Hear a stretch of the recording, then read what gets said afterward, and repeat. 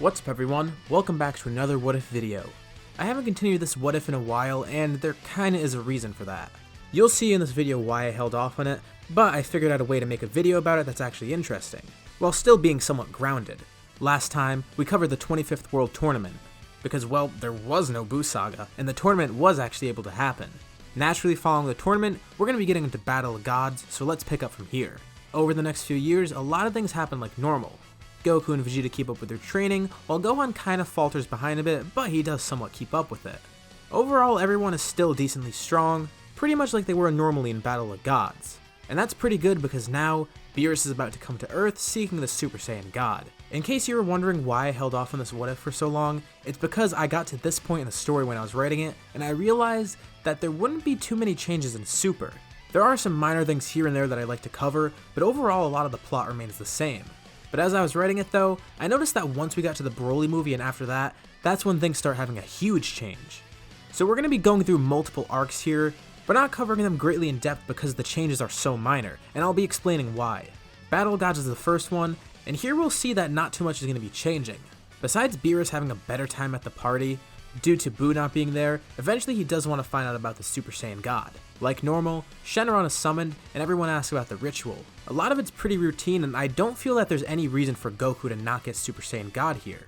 The ritual would still be done on him, and overall this whole arc would go pretty much the same as normal, except a few minor differences like Boo not being there. We get to Resurrection F, and it goes relatively the same.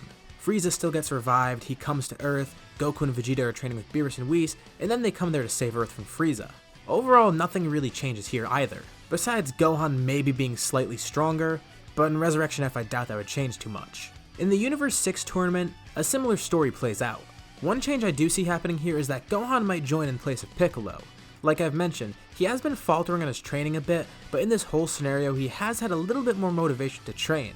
I feel like maybe by this point he'd still retain Super Saiyan 2, but I don't know if he'd be able to tap into his ultimate form, because he did have some issues with that in Super. But even with him here, he's taking Piccolo's place, which means he's going to be going up against Frost. If he gets hit by the poison, that pretty much seals the deal. Because like normally, I don't see why Vegeta wouldn't suggest him to drop out here. Vegeta still would want to fight Frost himself, so rather than taking the win, Gohan would just resign, because of Vegeta's request. It does get him to realize a little bit earlier on though that he is faltering in his training, so this could serve as some good motivation for him to get back on track. But besides that, the rest of the Universe 6 tournament doesn't change too much. You seeing a pattern here? Well, at least for the future Trunks arc, there is a bit of a change. Albeit one that's pretty minor. Zamasu and Goku Black fuse, and everyone's utterly surprised at what happened. Sure, Shin and Goasu know what this is, but Goku, Vegeta, and Trunks have never seen Potara fusion before, or fusion in general. This is a completely new concept to them. Once they see fuse Zamasu, Goku suggests that he and Vegeta should fuse. Vegeta declines at first, thinking that it's permanent, but Goasu clarifies that because they're mortals, it's only going to last an hour. Vegeta has a much better first impression about fusion here, and eventually he does agree to fuse with Goku, since it's only going to last for about an hour. Pretty much like normal, Vegito is here, but instead this is his first appearance and when he's actually born. His fight with Zamasu actually goes a little bit longer though, because Vegito doesn't really know where he is in terms of power. He actually starts off fighting a bit in base at first, and he paces himself way better than he did normally against Zamasu in Super. He then cranks it up to Super Saiyan, and he's able to get some hits in on Zamasu, but he's not doing too much. He's amazed by the power of this fusion though, and eventually, they turn up the power and go to Super Saiyan Blue. But without realizing that too much power will shorten the fusion, pretty much like normal, Vegito would defuse here. The good thing is though, he got a lot more action with Zamasu, dealing a bit of damage and actually not defusing right away. At least they'll know for future reference that if they use too much power as a fusion, they're gonna defuse, so they'll know to keep pacing themselves next time. But besides that, the Goku Black arc goes pretty similar. Unlike the Universe 6 tournament, Gohan wouldn't really be too present here just because of how much time it would take up. With the tournament it's one thing because he didn't need to be gone for too long, but with this, it's too much of a commitment. He is still a little bit regretful about not helping though. And that brings us to the Tournament of Power. Frankly, it's not really worth going in depth here. There's only a few differences. For one, Boo's not recruited because he's dead. So for the Zen exhibition match, it's probably going to end up being Goku, Gohan, and probably Vegeta because he might get help from Whis earlier on. You know, the whole thing with Bulla's birth and all. And that solidifies Vegeta as a contender for the tournament a little bit earlier on than normal. Another change is that there's no Super Saiyan 3 here, but this is a really minor change. because all it really means is that Kale and Caulifla aren't going to be pursuing Super Saiyan 3 because they don't know it exists. And finally, the only other change I could think of is that Gohan would probably be a little bit stronger, but not by a noticeable amount. He could potentially defeat Dispo alone here, and stay in the tournament a little bit longer, and he'd probably be sticking around with Goku and Vegeta. Some change starts to occur here, because Gohan obviously wouldn't be fighting Toppo after being tired out by Dispo. And in terms of Jiren, he probably would help to fight, but like normal, he would get saved by 17 along with Goku and Vegeta. Vegeta would still try and fight Jiren himself, but ultimately get defeated. Seemingly only Goku and Gohan would be left in the ring, and Goku ends up activating Ultra Instinct once again. But Gohan wouldn't really be doing much here, because this fight would purely be between Goku and Jiren. Eventually though, Ultra Instinct does run out, and Jiren proceeds to knock Goku off. However, the one to intervene and catch him is Gohan, who's pretty injured but wants to stand against Jiren himself. Thankfully, he's joined by Frieza and then 17, and they all try and attack Jiren together. This could partially change the outcome of the tournament. If you remember, Frieza and 17 were able to get Jiren on his knees and nearly eliminated him. With some extra muscle there in the form of Gohan, plus with him now not being cocky anymore after his training with Piccolo, he would know to take the opportunity and help finish Jiren quickly. The three of them do end up knocking Jiren out. So Universe 7 wins with 4 people in the ring this time: Goku, Gohan, 17, and Frieza. For the MVP, it's kinda up in the air. I feel it'll be between Goku or 17. It's really debatable who would win the title of MVP, but no matter which of them gets named MVP, the wish would probably still remain the same. For obvious reasons, 17 would go for the same thing, and Goku would probably want to revive all the other universes because of how many strong people he met. And I haven't really covered it, but you might be wondering why the androids are still here, but they still were revived, and Krillin still had his interaction with 18 during the Cell Saga beforehand, and I don't really see any reason for that to change. I mentioned briefly in the last part that she was in the tournament, but I really didn't clarify that she and Krillin were still together, and they are. So they still are in the Tournament of Power as well. One of the biggest changes we see next is in the Broly saga. After fighting with Super Saiyan Broly, Goku and Vegeta retreat to where Piccolo is. And Gohan's probably going to be there as well, because he'd be keeping tabs on the fight. At first he did want to join, but then eventually, Broly powered up to a state where he's even stronger than Goku and Vegeta, and Gohan realized it would be stupid to go out there himself against Broly. Neither Piccolo or Gohan have Senzu beans, and Goku and Vegeta aren't sure how they'll be able to defeat Broly. Gohan remembers in the tournament that thing Kale and Caulifla did to fuse, and he mentions how maybe they could try and fuse against Broly. He actually didn't know that Goku and Vegeta have fused before, and they thank him for bringing this up. The only issue is though, Goku isn't actually able to sense Shin's energy, so he can't instant transmission there. The key is too weak to be sensed. Goku could ask Whis, but then he would have to teleport back to the battlefield, and Broly might notice him and attack him, separating him from Whis. In order to help out, Gohan tells Goku that he'll go with him to find Whis, and he'll serve as a distraction. As long as Goku's quick enough, he should be able to hold out well enough, especially since Frieza's fighting Broly as well. He makes extra sure that Gohan's okay doing this, and they get back to the battlefield. Sure enough, Broly notices these two people appearing, and that distracts him from Frieza. Frieza's able to sneak away as Broly goes and attacks Goku, with Gohan jumping in and coaxing Broly to fight him.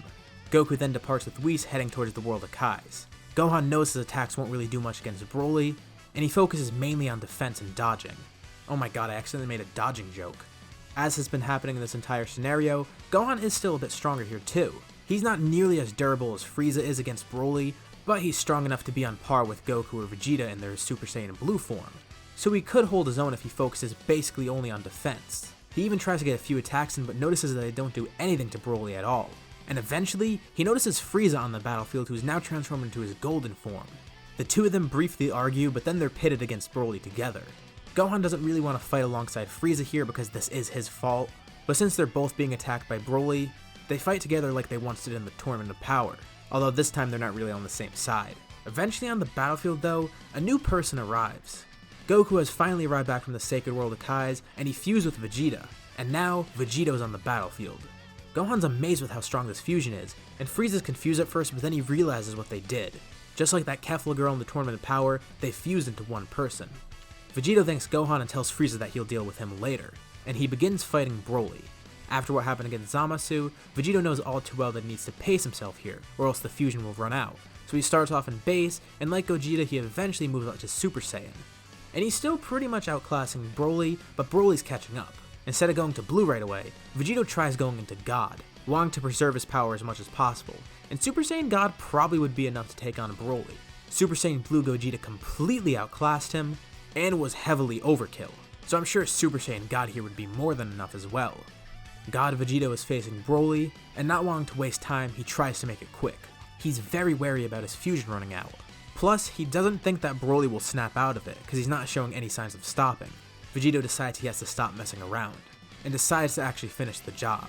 He doesn't necessarily want to kill Broly, but he doesn't see any other option.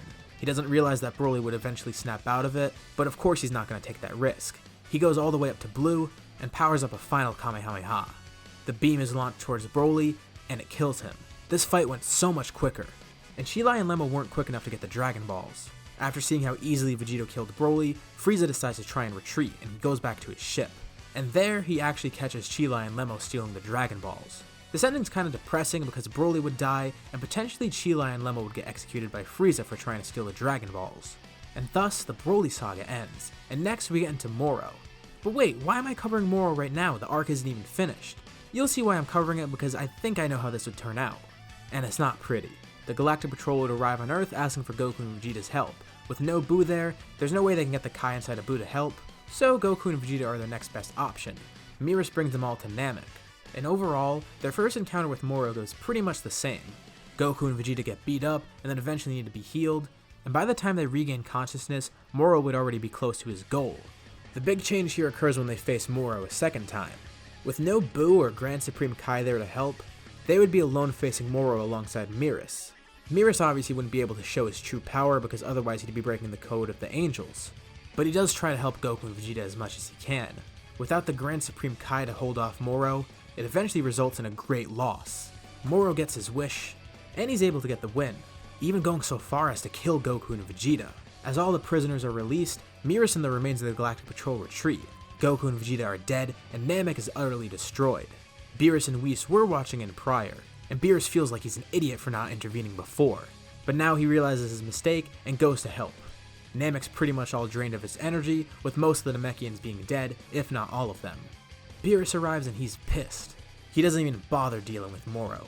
With a single Hakai, he erases the Planet Eater. And in order to take out his anger some more, he single-handedly wipes out all the Galactic Patrol prisoners. It's not really that hard. Beerus is utterly shocked, and he apologizes to his brother and Beerus, disappointed that he couldn't help enough.